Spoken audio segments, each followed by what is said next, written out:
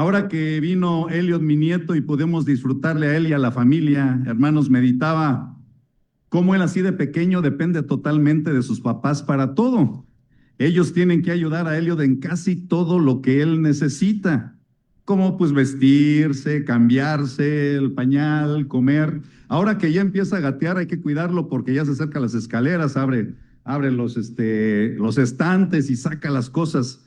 Entonces, hermanos, sin la ayuda de papá y mamá, la supervivencia de un bebé así como Elliot, así de pequeño, sería imposible.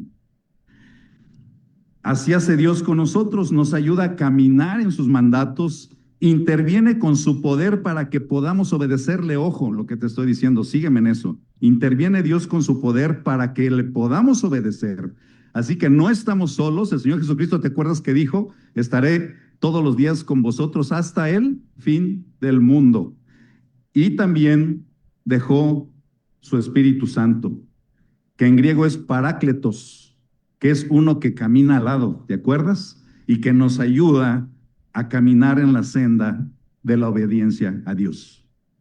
Así que, hermanos, el pasaje donde vamos a ver esto el día de hoy es en Efesios 1, 20, 23, el cual ahorita vamos a proyectar ahí, y dice así: el cual operó en Cristo resucitándole de los muertos y sentándole a su diestra en los lugares celestiales, sobre todo principado y autoridad y poder y señorío, y sobre todo nombre que se nombra, no solo en este siglo, sino también en el venidero. Verso 22. Y sometió todas las cosas bajo sus pies, y lo dio por cabeza sobre todas las cosas a la iglesia, la cual es el cuerpo, la plenitud de aquel que todo lo llena en todo. ¿Qué fue lo que operó en Cristo según este pasaje? Vamos a recordar la última petición. La semana pasada vimos con Luis Daniel que el apóstol Pablo hizo 3 peticiones a Dios. En la última petición, en la oración del apóstol, el apóstol Pablo le dice: Señor, que la iglesia de Éfeso conozca y comprenda, y ahí viene el verso 19, lo vamos a proyectar, que comprenda la supereminente grandeza de su poder, es decir, un poder sobrenatural, infinito e ilimitado, el cual actúa en nosotros los creyentes.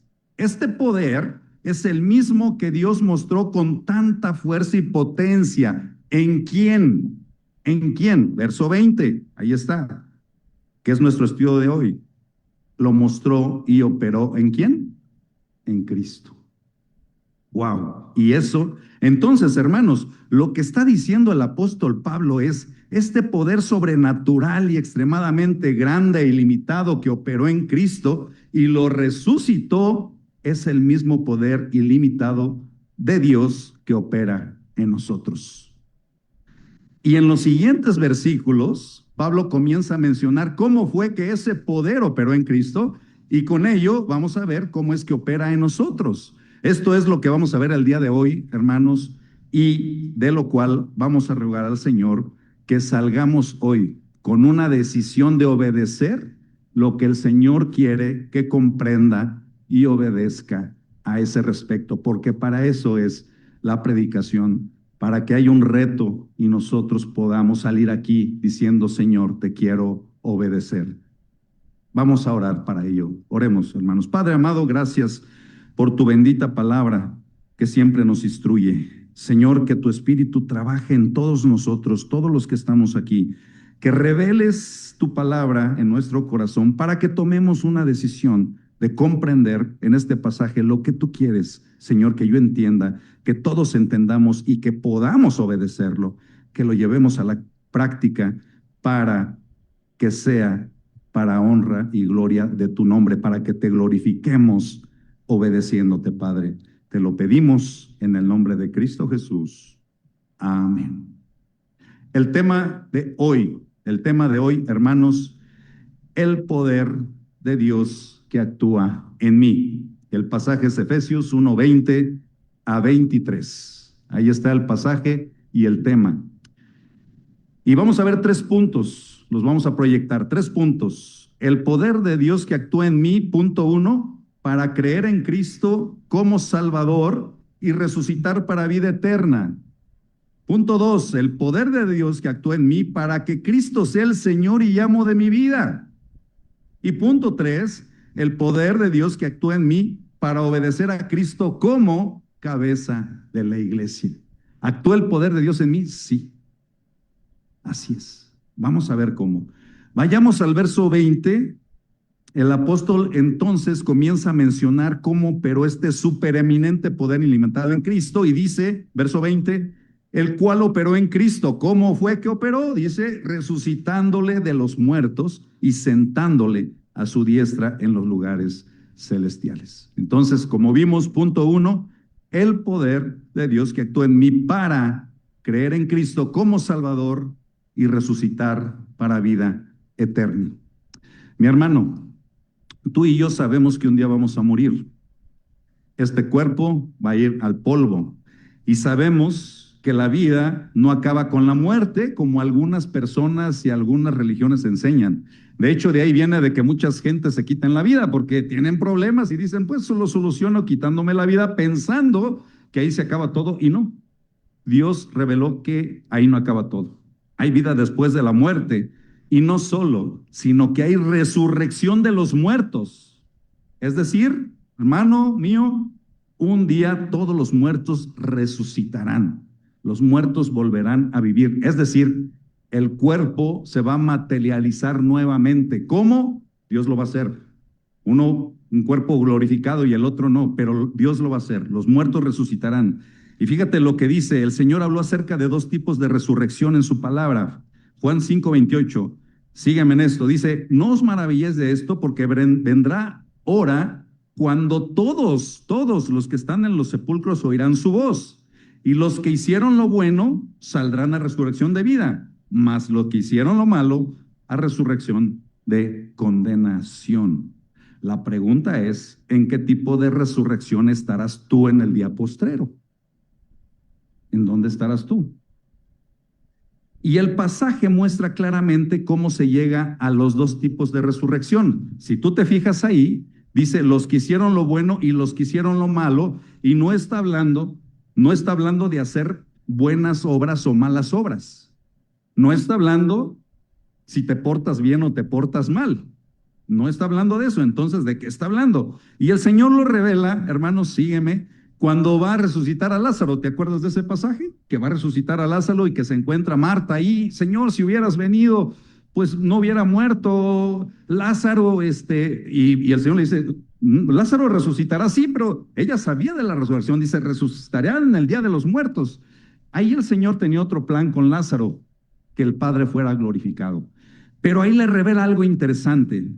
Velo bien, ahí está proyectado. Juan 11:25, Jesús le dijo, yo soy la resurrección y la vida. El que cree en mí, aunque esté muerto, vivirá. Y todo aquel que vive y cree en mí, no morirá eternamente. ¿Crees esto? Si tú te fijas en ese pasaje que está proyectado, ¿cuántas veces dice vida y cuántas veces dice cree en mí? El que cree en mí, el que cree en mí, vive, tiene vida y vivirá. Si tú lo ves, se repite 3 veces vida, 2 veces cree en mí. Entonces, hermanos, hacer lo bueno no es portarte bien, ni hacer cosas buenas. Hacer lo bueno es creer que Cristo es la resurrección y la vida. Creer que Cristo murió por tus pecados y los pagó en la cruz y resucitó y está vivo. Eso es hacer lo bueno. Hacer lo malo es rechazar que Cristo te salvó. Es rechazar el sacrificio de Cristo en la cruz y por tanto los que rechazan eso resucitarán para condenación eterna. Entonces, ¿qué quiere Dios que comprenda y obedezca al respecto, hermano? Sígueme en esto.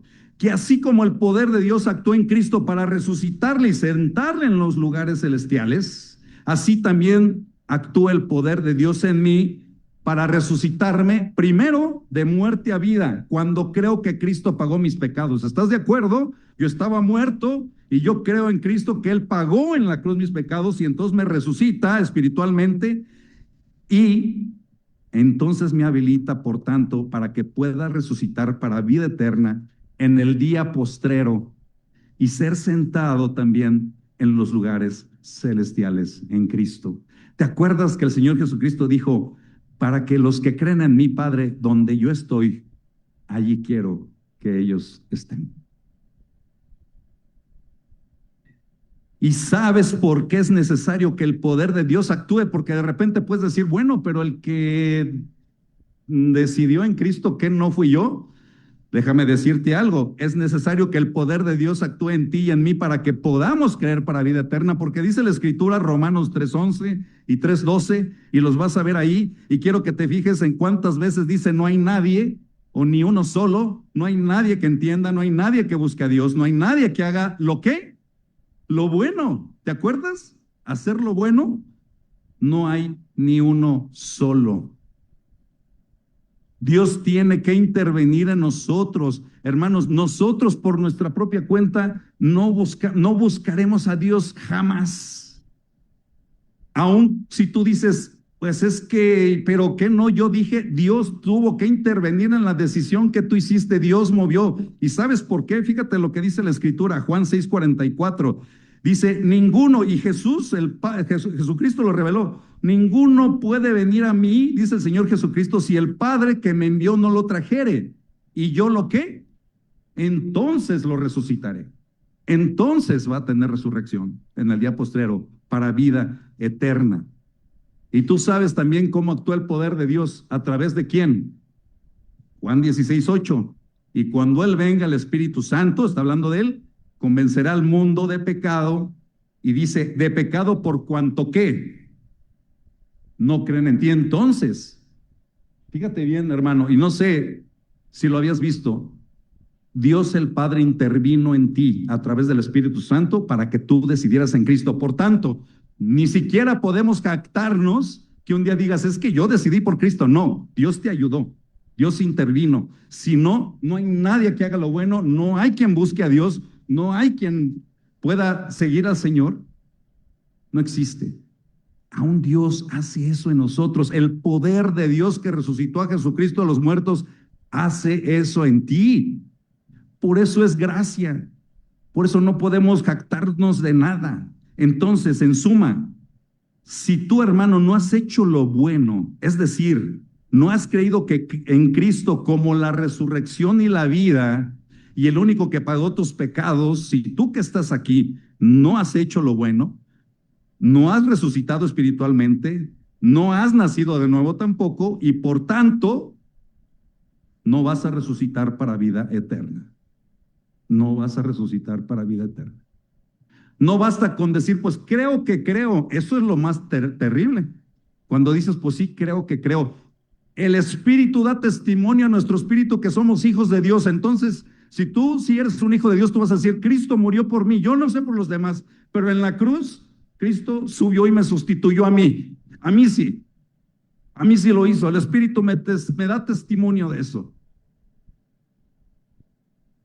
Si no lo haces, resucitarás para condenación eterna.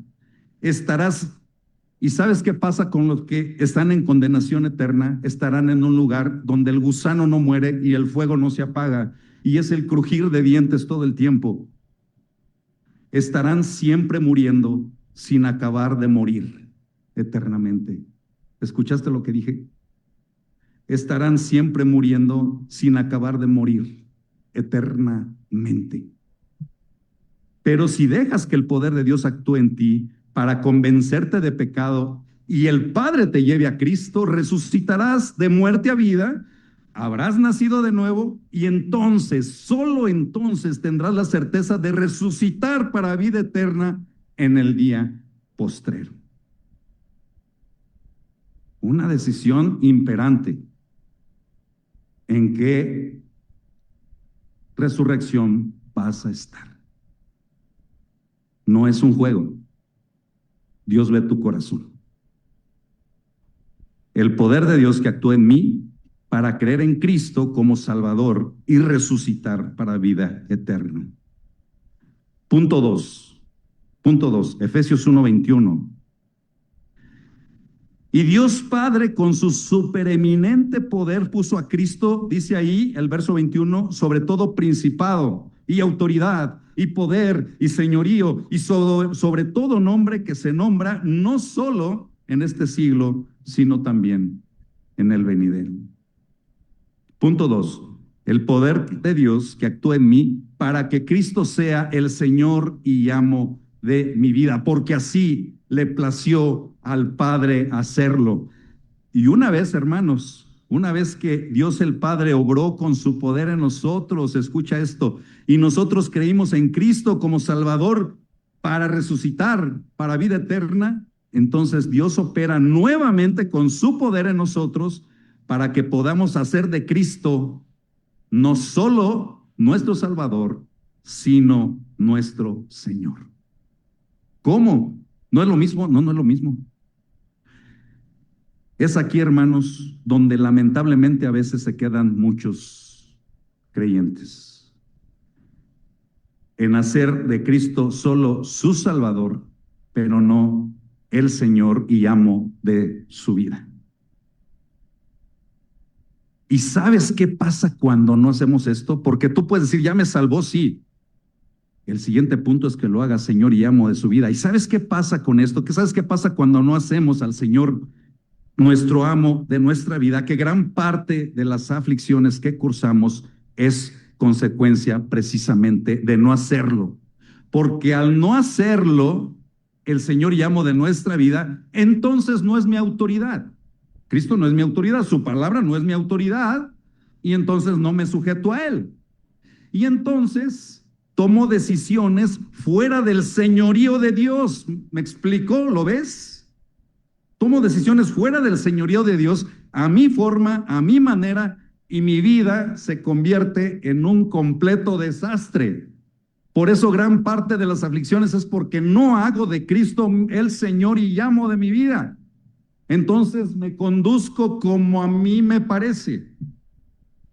Y estoy pagando las consecuencias de eso. Por eso el Señor dice en su palabra lo que Javier Romero la semana pasada nos compartió, un pasaje hermoso. Lucas 6:46 está ahí. Dice, ¿por qué me llamas Señor, Señor y no haces lo que yo digo? En el original, la palabra Señor es Kyrios, que significa amo y dueño. Entonces, si lo pones ahí en ese pasaje, diría, ¿por qué me llamas amo y dueño, y no haces lo que yo digo? ¿Cómo podemos, hermanos, saber si estamos en ese supuesto? Porque puedes decir, oye, ¿no estaré en ese supuesto? Bueno, el Señor mismo dice cómo podemos saber. Dice, voy a poner un extracto solamente ahí. Dice, el que me obedece, es decir, el que me hace amo y dueño de su vida, lo compararé con un hombre prudente que construyó la casa. ¿Te acuerdas? Casa sobre cimientos, sobre roca, y vinieron lluvias, ríos, fuertes vientos, y la casa ni siquiera, dice aquí, ni siquiera se movió. Ni siquiera. Y el que no me obedece, es decir, el que no me hace, vamos a poner eso, el que no me hace amo y dueño de su vida, lo compararé con un hombre imprudente, insensato, un hombre sin cordura. Otras traducciones, otros comentaristas dicen con un hombre loco. ¿En serio?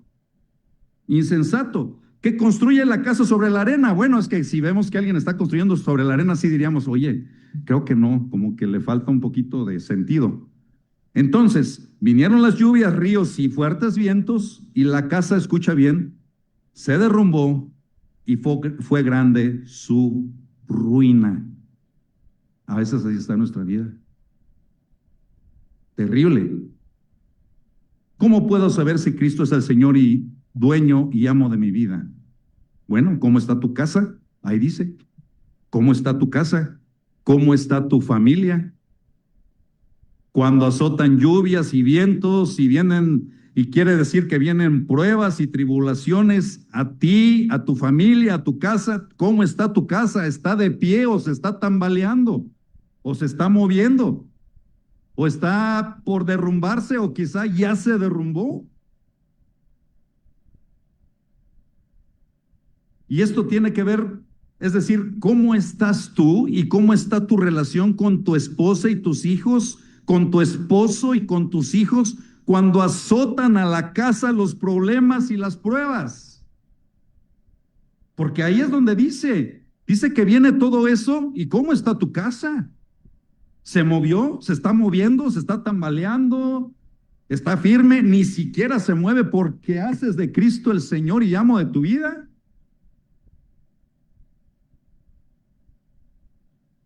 ¿Gobernamos con nuestro orgullo o dejas que tu amo y Señor te diga qué hacer? Porque esa es otra. Están golpeando los fuertes vientos y yo sigo empecinado en hacer lo que yo quiero a mi forma y como yo lo necesito, y ni siquiera dejo que el amo y Señor me diga qué hacer. Debería de hacerlo para abrazar a mi familia, para que no sea golpeada por la tormenta, para que juntos roguemos al Señor misericordia y le digamos: Señor, ¿hacia dónde? ¿Qué debemos hacer? ¿Qué debo hacer con mi esposa, con mis hijos, con mi familia? Joven, ¿cómo está tu relación con tus papás? ¿Tu casa? ¿Cómo está tu relación con tus papás? ¿Te sigues guiando, joven, de que yo quiero hacer lo que yo quiera, y a mi forma? O como dice tu amo y dueño, si tú eres un hijo de Dios, entonces Cristo es tu amo y dueño y entonces tienes que obedecerle y tienes que sujetarte a Él. Y Él dice que honres a tus padres, que los escuches. Y cuando ellos te enseñen algo en la palabra de Dios y te digan: aquí dice el Señor que no debes de hacer esto, tú debes obedecerlo. Porque lo dice el amo y Señor de tu vida. Y te lo están mostrando tus padres. ¿Qué quiere el Señor que comprenda y obedezca? Que Dios, al poner a Cristo sobre todo principado, autoridad, poder, señorío, hermanos, está incluyendo mi vida. A veces leemos eso y decimos: wow, qué padre, pero no me incluyo yo. Está sobre todo eso en mi vida y debo obedecer y vivir. Escucha bien cómo. Entonces debo vivir y obedecer como un esclavo de Cristo. ¿Y por qué digo esclavo de Cristo? Porque mira lo que dice su palabra al respecto. Espero que esto te cambie el chip completamente, como a mí y como a muchos nos lo ha cambiado. 1 Corintios 6:20. Escucha bien por qué digo que debes obedecer y vivir como esclavo. Porque dice 1 Corintios 6:20, cuando Dios los salvó, en realidad los compró. Y el precio que pagó, ¿te fijas? Los salvó, los compró y pagó por ustedes fue muy alto. Hermanos, nos compró como se compra un esclavo. Ese es el término. Para ser de su posesión completamente. Y el precio que pagó lo describe Pedro. Ahí está también proyectado, Primera de Pedro. Pues ustedes saben que Dios pagó un rescate. Está diciendo: Dios pagó por ti. ¿Sí? ¿Pero qué pagó? Para salvarlos pagó un precio. No fue pagado con oro, no con dinero, no con plata, los cuales pierden su valor, sino fue con la preciosa sangre de Cristo. Eso fue el pago que Dios hizo por ti. Te compró a costa de la sangre de su Hijo, Jesucristo. Entonces, sígueme en esto, tu vida no te pertenece. Fuiste comprado a precio de sangre. Tu vida le pertenece a Cristo. ¿Cómo nos atrevemos entonces a gobernar con orgullo y a tomar decisiones de lo que tengo que hacer sin consultar al que me compró completamente y pagó hasta el último de mis pecados? Te libertó de la esclavitud del pecado para que seas esclavo de él. Y escucha, un esclavo no tiene voluntad. Ese es el punto, que a veces nos sentimos que sí tenemos voluntad. No tiene voluntad. Un esclavo lo que hace es que se sujeta al señorío de su amo para hacer la voluntad de su amo, sin réplicas, sin discusiones. Eso es un esclavo. Estoy para servirte. ¿Qué tengo que hacer? Sin chistar decimos a veces, usamos esa palabra, ¿verdad? Si tú lo dices, yo lo creo porque soy tu esclavo. Si tú dices: Dios, que yo debo sujetarme a ti y obedecer toda tu palabra, lo tengo que hacer. Pero a veces nos sentimos nada más como, pues te sirvo, Señor, y cuando siento que sirvo, pues tengo libre albedrío, ¿verdad? Entonces, pues yo decido si le sirvo ahorita o si le sirvo después, o decido si le obedezco ahorita o le obedezco después. Hermanos, si tú eres un creyente, un hijo de Dios, y has resucitado de muerte a vida, y vas a resucitar para vida eterna, tú eres un esclavo de Cristo. Tu voluntad debe ser hacer la voluntad de Dios, no la tuya. Y nuevamente Dios tiene que intervenir. Fíjate qué interesante. Otra vez Dios tiene que ayudarnos en eso. El poder de Dios que actúa en mí. Tiene que intervenir el poder de Dios en nosotros para que dejemos que se enseñoree y se adueñe de nuestra vida. Dice su palabra, escucha bien, Filipenses 2:13. Pues Dios trabaja en ustedes y es quien produce, Dios es quien produce el deseo y es quien les da poder para hacer que se cumpla su buena voluntad. Y la voluntad de Dios es que Él sea el amo y dueño y Señor de tu vida, porque te compró, para eso te compró. Si Él no interviene con su poder, hermanos, nosotros seguiríamos gobernando nuestras vidas y haciendo un desastre. Por eso al principio dije, generalmente lo conocemos como Salvador y sí, decimos, por gracia, Él me salvó, pero tenemos que hacerlo el Señor y amo de nuestras vidas. Y es ahí cuando el Señor pide un sometimiento total, como un esclavo. Y te dice, vas a hacer mi voluntad. Y ahí es donde la mayoría nos atoramos. Ahí. ¿Estás dejando que Cristo gobierne con señorío y autoridad tu vida?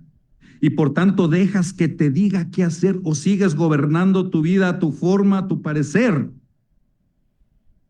No te resistas, no nos resistamos, no te resistas ya más al poder de Dios y decide dejarle obrar en ti para que le hagas Señor y amo y dueño de tu vida. Punto 3 y último. Punto 3 y último. Efesios 1:22 y 23. Y dice así, y sometió todas las cosas bajo sus pies y lo dio por cabeza sobre todas las cosas a la iglesia, la cual es su cuerpo, la plenitud de aquel que todo lo llena. Punto 3, ¿cuál era? ¿Te acuerdas, hermano? El poder de Dios que actúa en mí para obedecer a Cristo como cabeza de la iglesia. Hermanos, sígueme en esto, está precioso. El Señor en su palabra le da un nombre a aquel grupo de personas que iban creyendo como tú y como yo, que Cristo es Salvador y que luego lo hacen como dueño y Señor y amo de sus vidas, las cuales también son selladas con el Espíritu Santo como señal de propiedad. Acuérdate de eso. El Espíritu que mora en ti y en mí es señal de propiedad de que somos de Cristo y como garantía de que un día resucitaremos para vida eterna y habitaremos con Cristo eternamente. A este grupo, hermano, a este grupo de personas que creen esto, el Señor mismo les llamó su iglesia. Su iglesia. Y la palabra iglesia viene del griego eclesia, iglesia, y eso es instrucción, significa asamblea o congregación. Y sabes una cosa, el Señor Jesucristo fue el primero en usar la palabra eclesia, cuando pregunta a sus discípulos, ¿qué dice la gente que soy yo? ¿Te acuerdas de ese pasaje? Que está con sus discípulos y entonces les dice a sus discípulos, ¿quién dice la gente que soy yo? Y los discípulos empezaron a decir, pues unos dicen que Elías, otro que Jeremías y otro que alguno de los profetas. Pero entonces el Señor Jesucristo va a ellos, apunta a ellos y les dice, ¿y quién dicen ustedes que soy yo? Y entonces Pedro, que es el único que responde, dice, tú eres el Cristo, el Hijo del Dios viviente. Y el Señor le dice, Pedro, carne y sangre no te revelaron esas cosas, eso que tú acabas de decir, esa frase que tú acabas de decir, ni siquiera vino de ti, ¿Te fijas cómo tiene que ver el Padre? No vino de ti, mi Padre que está en los cielos te lo reveló, Pedro, ahorita. Por tanto, a ti te digo que tú eres la piedrecita, tú eres una piedrecita. Y sobre esa roca, sobre la confesión que acabas de hacer, que soy el Cristo, el Hijo de Dios, sobre esa confesión, sobre esa roca, sobre ese cimiento que es Jesucristo, edificaré mi iglesia, dice, mi iglesia, y las puertas del Hades, ¿no qué? Prevalecerán contra ella. Ahí fue donde usó el Señor Jesucristo la palabra. Por tanto, la iglesia no es la construcción o el edificio donde nos reunimos. Y a veces, hermanos, usamos mal esa palabra. ¿Estás de acuerdo? Oye, ¿a dónde vas? Pues a la iglesia. Oye, ¿y por dónde queda esto? Pues allá cerquita de la iglesia. Estamos usando mal el concepto. No es correcto decir eso. Esta es una construcción donde nos reunimos la iglesia.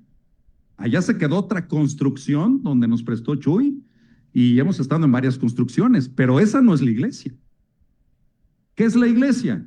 La iglesia es la asamblea de personas, velo ahí, local o universal, que creen en Jesucristo como el Hijo del Dios viviente, que aceptan por fe y gracia que murió en la cruz por sus pecados y lo han hecho amo y Señor de sus vidas y por tanto siguen y obedecen su palabra. Ese es un concepto de lo que es la iglesia. Entonces la iglesia somos nosotros cuando nos reunimos.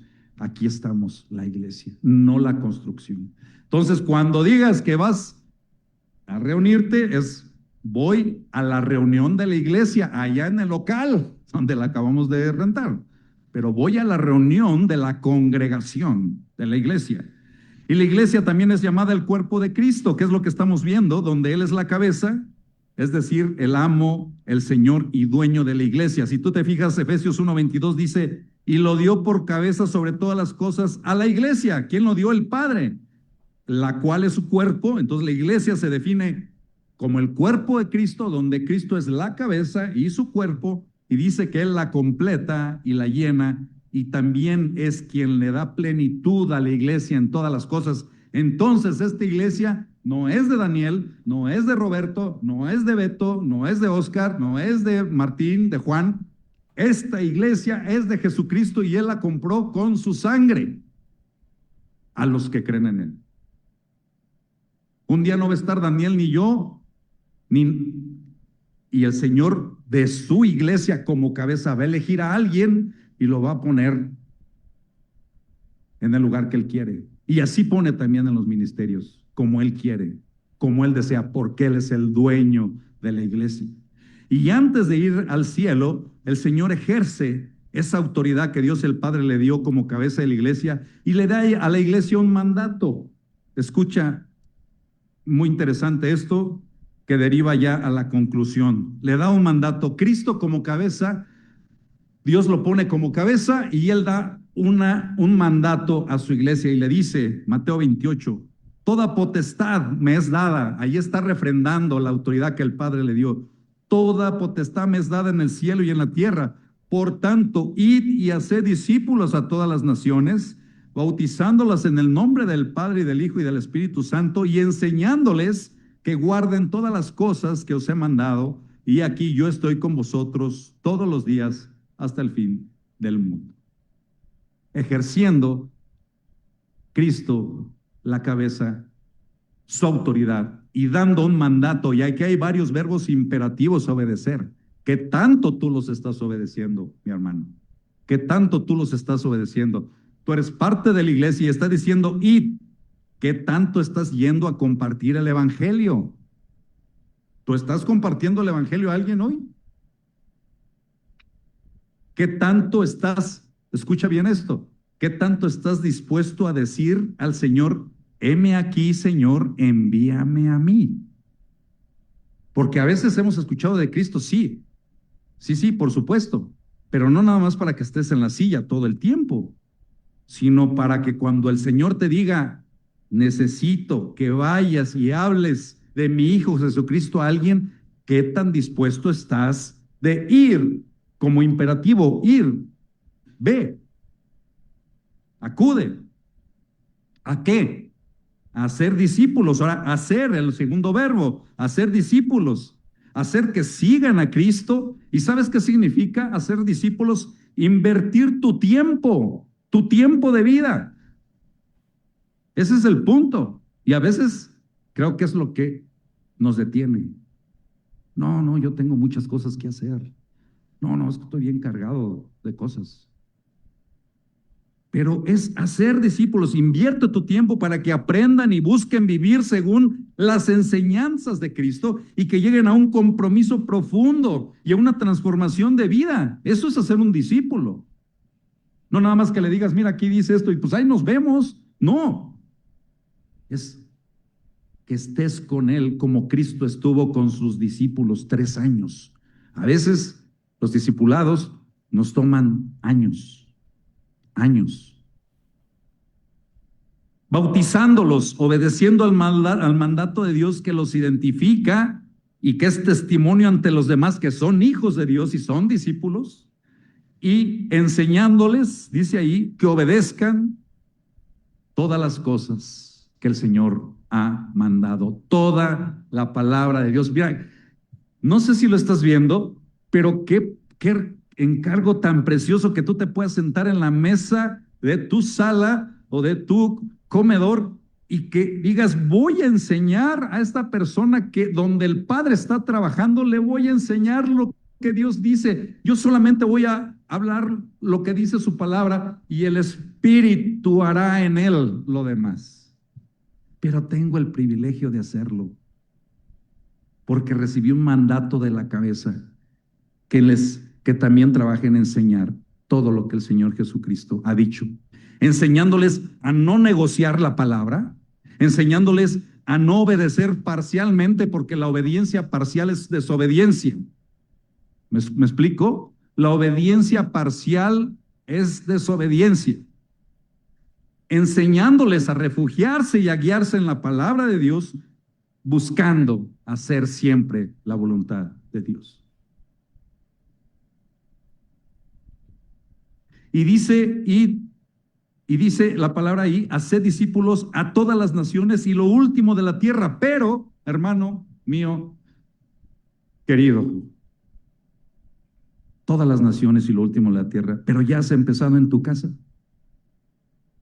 ¿Has ya empezado en tu casa? ¿Estás discipulando a tus hijos? Pues es el primer lugar. ¿A tu familia? ¿Estás discipulando a tu familia? A veces oramos que nuestros hijos busquen a Dios.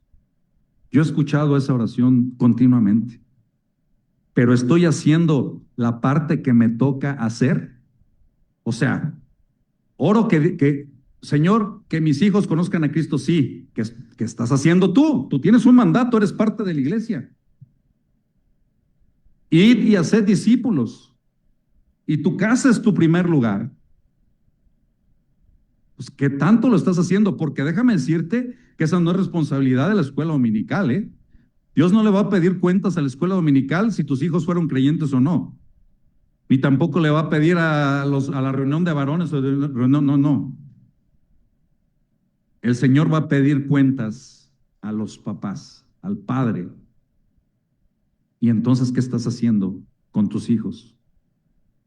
Entonces, si estamos orando, tenemos que ponernos, Señor, heme aquí, envíame a mí. Y yo tengo que disponer, entonces, a discipular a mis hijos. Y aún, hermanos, como familia, escucha esto, como familia, buscan como esposos ambos tomar un discipulado, alzar la mano, decir, quiero estudiar, para ver lo que Dios dice en su palabra de cómo debo guiar a mi familia, de cómo debemos ser como familia, porque en la palabra de Dios hay instrucciones para el esposo, la esposa y los hijos, ¿cierto? Entonces, como matrimonio, ¿estás tomando eso también? ¿Qué tanto estamos dejando que opere el poder de Dios en nosotros para obedecerle como cabeza a Cristo respecto a este mandato? Por ello, nuevamente interviene el poder de Dios para poder obedecer esta ordenanza. Fíjate lo que dice Hechos 1:8. Recibiréis poder, recibiréis poder cuando haya venido sobre vosotros el Espíritu Santo, y entonces me van a ser testigos en Jerusalén, Judea, Samaria y hasta lo último de la tierra. Vuelve a repetir esto. ¿Estás trabajando en tu Jerusalén, en tu casa, con tu hijo, con tu hija, con tu esposo, con tu esposa? Y hermano, no tengas temor de hablar de Cristo a los demás. El Espíritu Santo te enseñará qué decir, porque esa es otra. Pero es que no sé cómo hacerlo. Hoy estamos estudiando el tema, el poder de Dios que actúa ¿en quién? En mí, en nosotros, para poder hacerlo.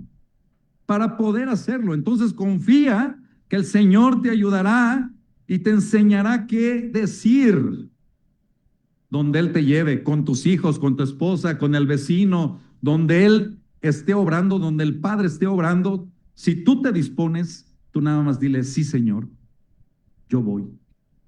Y el Espíritu te va a capacitar y te va a enseñar qué decir. El supereminente poder de Dios a través de su Espíritu Santo actuará en ti para hablar, escucha bien, con la potencia de su poder, de Cristo, de su obra, de su salvación y sus mandamientos. Y termino con este versículo. Dice la Escritura acerca de lo que el poder de Dios puede hacer con nosotros, hermano, y que esto, con este versículo termino.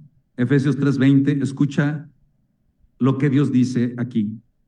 A través del poder de Dios que obra en nosotros, Él puede hacer mucho más de lo que jamás podríamos pedir o imaginar. Así que no hay limitantes. Dios trabaja aún en tus limitantes. ¿Lo ves? Porque es su poder en ti, no en tus fuerzas. El poder de Dios que obra en nosotros puede hacer mucho más de lo que jamás podríamos pedir o imaginar. El poder de Dios que actúa en mí para obedecer a Cristo como cabeza de la iglesia.